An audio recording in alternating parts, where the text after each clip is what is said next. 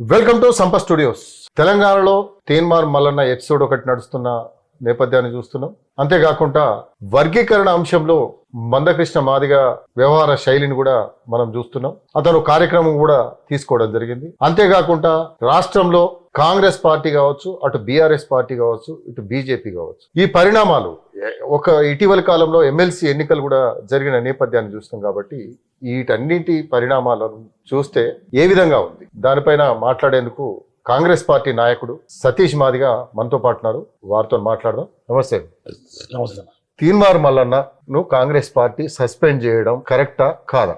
వాస్తవానికి తీన్మార్ మల్లన్న ఎపిసోడ్ మనం ఒకసారి తెలంగాణ ప్రాంతంలో చూస్తే టీఆర్ఎస్ పార్టీ నాయకుల్ని ఒక వ్యంగ్యమైన భాష, అంటే తెలంగాణ భాష అంటే గిరిజన అనే ఒక మాట తట్టుగా తెలంగాణ మాండలికానికి మలినం చేస్తూ అదే రకంగా కేసీఆర్ కూడా చాలా ఘోరాతి ఘోరంగా అవమానపరంగా మాట్లాడినాయి. ఆయనకు నిజంగా భవిష్యత్తుని ఇచ్చింది అయితే V6 ఛానల్ వాళ్ళే. తీన్మారు అసలు ఆయన పేరు తీన్మార్ మల్లన్న కాదు, చింతపండు నరేష్, ఆయన నవీన్. ఆయన తీన్మార్ మల్లన్నగా పేరు వచ్చింది. అంటే తన భాష ఆ యొక్క న్యూస్ ఛానల్ పేరుతోనే ఆ వర్డ్తోనే అది వాళ్ళ దాంట్లో ఒక వార్తలే ఉంటాయి, తీన్మారు వార్తలు. నిజానికి అది అక్కడ నుంచి గుర్తింపు తీసుకొచ్చి దాంట్లో తెలంగాణ ప్రజలు కూడా యువకులు ప్రధానంగా బీసీ కన్నా కేసీఆర్ చేస్తున్న తప్పిదాలను ఎండగడుతున్నట్టుగానే తీన్మార్ మల్లన్న చూసాం. బీసీ ఓరియంటెడ్ అనే సంగతి పక్కన పెడితే అతను ఆ రకంగానే చూశారు.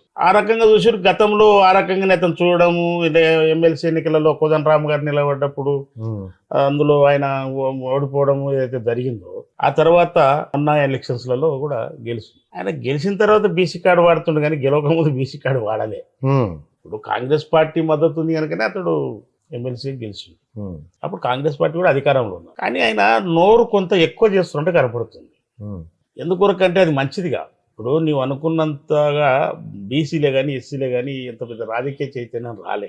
కానీ నీవు ఒక్కడి ఏదో అదృష్టవశాత్తు కాంగ్రెస్ సపోర్టుతోనే నీవు ఎమ్మెల్సీ అయినావు. నీవు ఎమ్మెల్సీ అయి ముఖ్యమంత్రి గారిని అవాకులు చెవాకులు వైపు మాట్లాడడం, కాంగ్రెస్ పార్టీని మీద అవాకు చెవాకులు మాట్లాడడం అంటే నిన్ను సాదుకున్న వాళ్ళనే నీవు తిట్టడం అంటే నిన్ను సాదుకొని సంకనేసుకుంటే నీవు మళ్ళీ లొల్లి పెట్టుకుంటా, నాకు ఇంక ఎమ్మెల్సీ ఉన్నా కదా, నన్ను ఎవరైనా 5 ఏళ్ళ నుంచి నన్ను ఏం చేయలేరు, నేను ఎమ్మెల్సీగా నిలబడి గెలిచినా కదా, అది గుర్తు లేదు, పార్టీ గుర్తు కాదు, ఎమ్మెల్సీ గెలిచిన నేను ఇక నన్ను 5 ఏళ్ళు ఎవరు ఏం చేయలేరు, ఇక ఎవరు ఏం పీకలేరు నన్ను అని చెప్పేసి నేను నోటుకొచ్చినట్టు మాట్లాడడం, అది మల్లన్న కుసంస్కారానికి నిదర్శనం. అది ఈరోజు ఏదో మాట్లాడినట్టుండి ఆయన ముఖ్యమంత్రి గారి గురించి. నేను అడిగింది తప్ప కరెక్టా కాదా? ఏది మల్లన్నను సస్పెన్షన్ చేయడము. ఇప్పుడు పార్టీకి వ్యతిరేకంగా మాట్లాడినప్పుడు ఖచ్చితంగా చేస్తారు కదని, క్రమశిక్షణ కింద ఎవరినైనా సరే ధిక్కారణ చేస్తే, పార్టీని ముఖ్యమంత్రి గారిని కాంగ్రెస్ పార్టీని తిడితే సస్పెండ్ చేయకపోతే ముద్దాడతారా? ఆయన భాషలో చెప్తే సస్పెండ్ చేయడం కరెక్టే.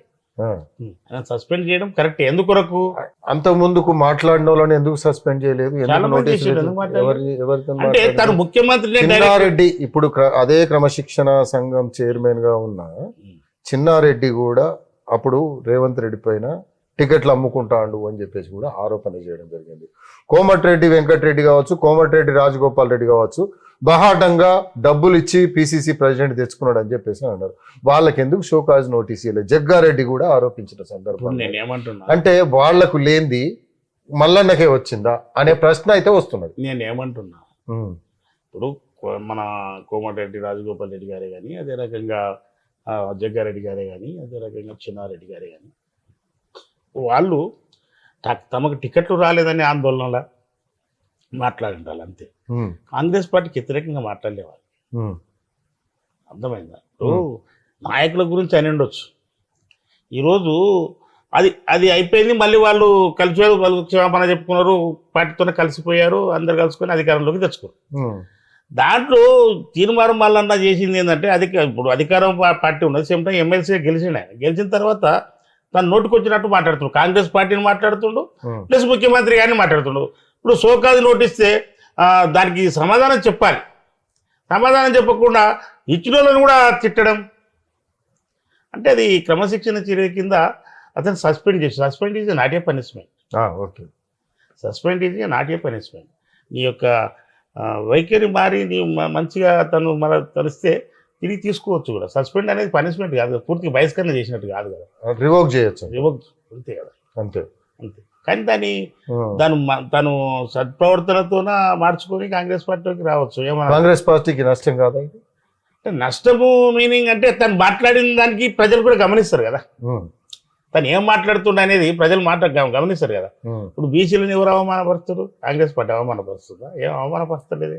తను ఏమంటాడు అంటే అన్నీ తెలిసి కూడా మల్లన్న ప్రభుత్వ పరిస్థితి కూడా తెలిసి, ఆర్థిక పరిస్థితి తెలిసి కూడా మీరు మాకు ముష్టి ఇస్తారా, మాకు అది ఇస్తారా, ఇది ఇస్తారా అని చెప్పేసి అని ప్రభుత్వంలో ఉన్నోడు లోపల కూర్చొని ముఖ్యమంత్రి గారితో చర్చించాలి, ఆర్థిక మంత్రి గారితో చర్చించాలి, పార్టీతో చర్చించాలి. మా మహేష్ గౌడ్ గారు లేరా పీసీసీ ప్రెసిడెంట్, ఆయనతో చర్చించాలి. అన్న బీసీసీ మనం ఇంత పర్సెంటేజ్ ఉన్నాం, మనకి ఇంత పర్సెంటేజ్లో మనకు నిధులు కేటాయించాలి అని చెప్పేసి అని అడగచ్చు కదా. కానీ తనకు నోరు ఉంది కదా, తనకు ఛానల్ ఉంది కదా అని చెప్పేసి అని నా ఛానల్లో ఏం మాట్లాడినా నా ఛానల్ నాకు అధికారం తీసుకొచ్చి పెట్టింది. ఇప్పుడు నా ఛానల్ ద్వారా నేను బీసీలకు అధికారం తీసుకోవాలంటే సంతోషమే. కానీ నీవు ఒక గొడుగు కింద ఉండవు, నువ్వు ఒక పార్టీ నీడలో ఉండవు, నువ్వు ఒక పార్టీ నీడలో గెలిచినవు, నువ్వు దాన్ని కూడా దృష్టిలో పెట్టుకోవాలి కదా. బీసీసీ ప్రెసిడెంటే బీసీ కదా, ఆయనతో కూర్చొని మాట్లాడచ్చు కదా. అంటే ఇది రెడ్డి కాంగ్రెస్ అయిపోయింది, బీసీలను ఇట్లా సస్పెండ్ చేస్తున్నారని చెప్పేసి అంటున్నారు. అంటే పీసీసీ ప్రెసిడెంట్ బీసీ కాదు, పీసీసీ ప్రెసిడెంట్ బీసీ కదనే. ఇప్పుడు 2 సార్లు పీసీసీ ప్రెసిడెంట్ చేసిన హనుమంతరావు బీసీఏ కదనే, డి శ్రీనివాస్ బీసీఏ కదనే. బీసీలకు ప్రాధాన్యత కాంగ్రెస్ పార్టీ ఇచ్చిందన్న. అది పేరేదో రెడ్లని అనొచ్చు కానీ అది తప్పది. బీసీలకు చాలా ప్రాధాన్యత ఉంటుంది కాంగ్రెస్ పార్టీలో.